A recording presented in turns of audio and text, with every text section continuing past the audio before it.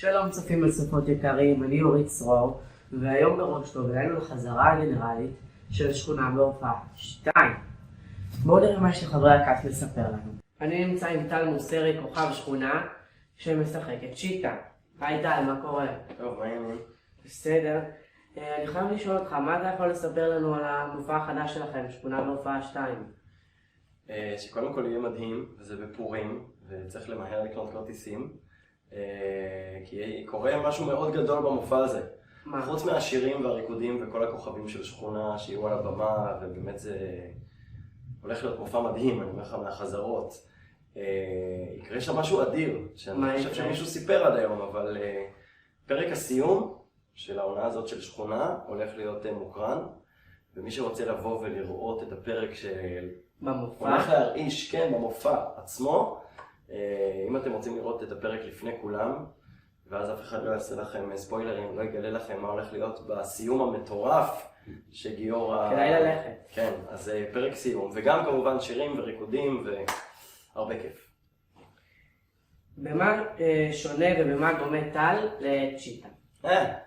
האמת שהוא לא דומה בכלל. גיורא חמיצר שהוא חברי הטוב, ואנחנו עובדים הרבה שנים ביחד, סיפר לי שהוא כותב לי תפקיד שלא קשור אליי בכלל. גיורא מכיר, הוא חבר טוב שלי, הוא מכיר אותי ממש מקרוב. שחקן כדורגל, אני יכול לגלות לך שאני אוהב כדורגל, אבל אני לא משהו בלשחק. איש כזה שאוהב את עצמו, מלא בעצמו, שמגיע לשכונה. אבל אני מאוד נהנה לשחק את הדמות הזאת. בטח במופע הזה, שאני מראה עוד צדדים של צ'יטה, הוא בעיניי נורא מצחיק. והוא יהיה גם בעונה הבאה של שכונה, אז יש לי ככה חברות טובה עם צ'יטה. אז תהיה גם עונה שלישית? כן, תהיה עונה שלישית, אופס, נפלט לי, כן, תהיה עונה שלישית. חוץ משכונה אתה משחק גם בסדרה נעלמים. נכון. התחלתם לצלם עונה שנייה? עוד לא התחלנו לצלם, עכשיו ממש עובדים על זה, התסריטים מוכנים. בדיוק לאט כל השחקנים מקבלים את התסריטים וקוראים, וזה הולכת להיות באמת עונה מדהימה, וממש בקרוב, אחרי פסח לדעתי מתחילים לצלם את נעלמים, ואז זה אצלכם. מצפים לראות. גם אני. תודה רבה לטל מוסרי, תודה לכם. והצלחה במופע. נמצא עם כוכב שכונה, ניר חלפון, שהוא משחק את אודי. היי ניר, מה נשמע? בסדר, מה שלומך? בסדר. אני חייב לשאול אותך, מה קורה במופע החדש שלכם, שכונה בהופעה 2? אוקיי. אז אני אספר לך שזה מופע מעולה. ואנחנו מקרינים גם בסוף המופע את הפרק, פרק סיום, שנוכל לצפות בו לפני כולם. כדאי ללכת. מי שרוצה לראות לפני את הפרק סיום. נכון. וכמובן שירים וריקודים, וסיפור שהוא בעצם כאילו סיפור של מה קורה בין הפרקים, בין 99 ל-100. וסוף סוף כמובן אנחנו גם יוצאנו לעבוד עם טל מוסרי, שזה מאוד נחמד, תמיד היה החלום שלי בתור ילד. ומופע פשוט כיף. ואני הכי נהנה מהקוריאוגרפיה, כי אני מאוד אוהב לרקוד, אז כאילו, כיף לנו. במה שונה ובמה דומה ניר לאודי? אז ככה. קודם כל, אודי הוא על הנייר, הוא חנון. אני לא חנון. הוא גם מדהים בלימודים. עכשיו, אני לא כזה השקעתי יותר מדי. אבל אודי הוא נורא רגיש, והוא קסום, הוא ילד כל כך טוב, והוא כל כך חשוב לו החברה, ותמיד שכולם יהיו מרוצים ושמחים. וזה אני יכול להתחבר עם זה, כי הוא באמת מקסים, אודי חמודי. והוא קצת מנותק מהמציאות, קצת מעופף, קצת חסר מודעות.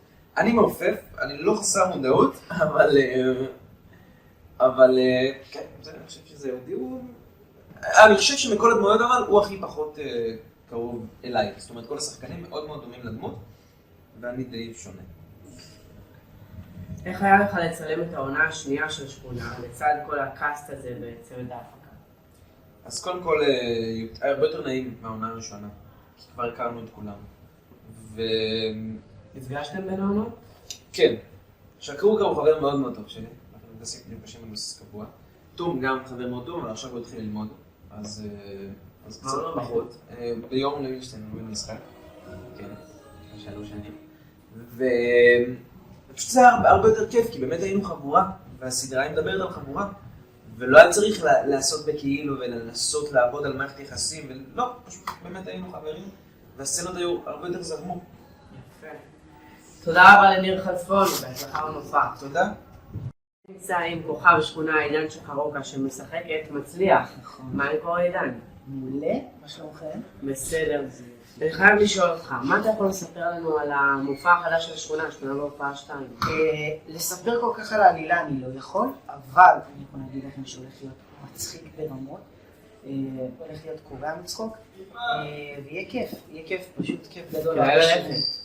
הבנו שגם יובחן פרק הסיום שלכם שם בפני כולם. נכון, הולך להיות מותח ומרגש, הולכות להיות כל כך הרבה הפתעות שלא צפויות ומגניב. כששאלנו חלק מצופי הסדרה מי הדמות הכי מצחיקה בסדרה, כמעט כולם ענו מצליח. איזה כיף, תודה רבה. איך אתה מתחבר לדמות כדי שתהיה כזו? אני מטבעי בן אדם קומי מאוד, ואני מנסה להביא את הקומיות שבי לתוך הדמות, דמות טיפה יותר לחוצה ממני, יותר חרדתית. אני מנסה לקחת מהדברים שלי כל מיני דברים, ניואנסים מסוימים, וככה אני בניתי לי את הדמות. במה שונה ובמה דומה עידן שמצליח? אני חושב שבקומיות, מאוד דומה לו, בחן, בשמחת החיים, אני שונה ממנו בהבנה של הדברים. הוא קצת מבין דברים אחרת וקצת... סבתא שלו. כן. האמת שאני מאוד מחובר לסבתא שלי, אז זה דווקא די דומה. ויהיה מגניב, כאילו, זה מגניב לאללה. תודה רבה לעידן שחרוקה. תודה רבה לכם. אני נמצא עם תותי ניניו, כוכבת שכונה שמשחקת את רחלי. היי תותי, מה קורה? בסדר גמור, מה שלומך? בסדר.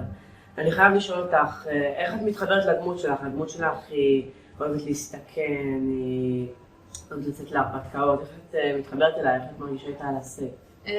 האמת שאני מאוד מתחברת אליה. אני חושבת שאולי אני כמובן הרבה יותר בוגרת, גם בגיל, גם באופי, אבל יש לי המון מרחלי. אני גם אוהבת הרפתקאות, אני אוהבת לתאר, אני אוהבת לחקור, אני אוהבת להסתכן, זה אחד הדברים שאת דומה.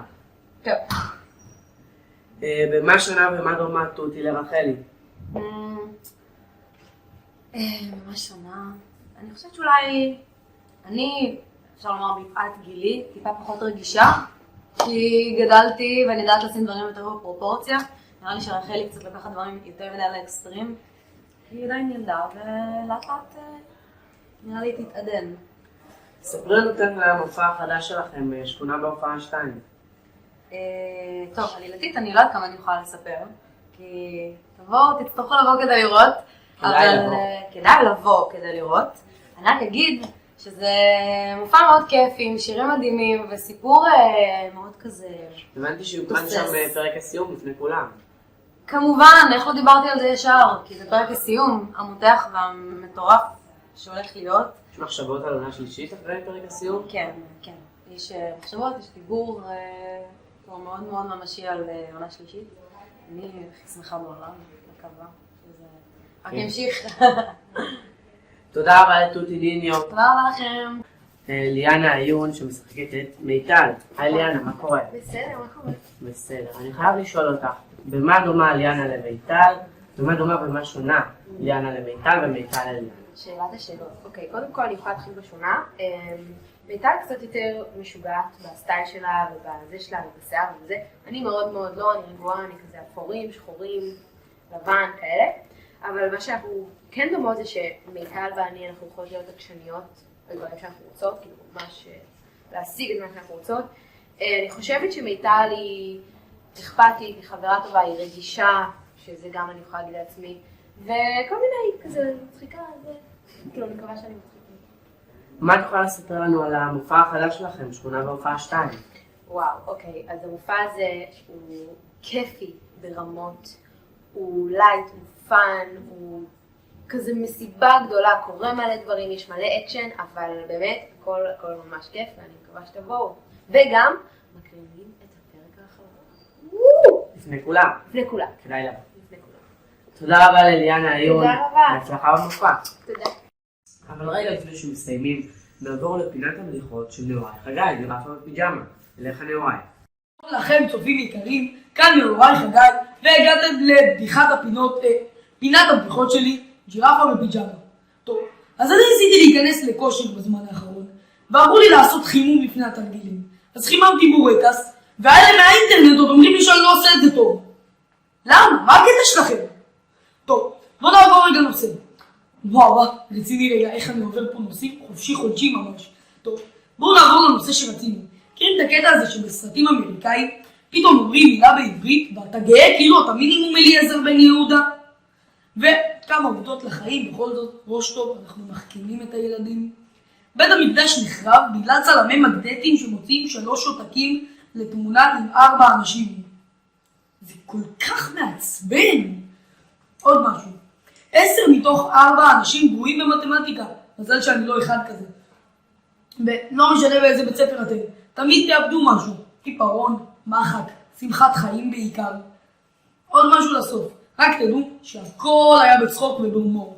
זה לא כמו בדיחות ג'ינג'ים. סתם לא, זה לא ממומש. טוב, רציני רגע. רק תדעו, הם האנשים הכי נחמדים בארץ. יאללה ביי.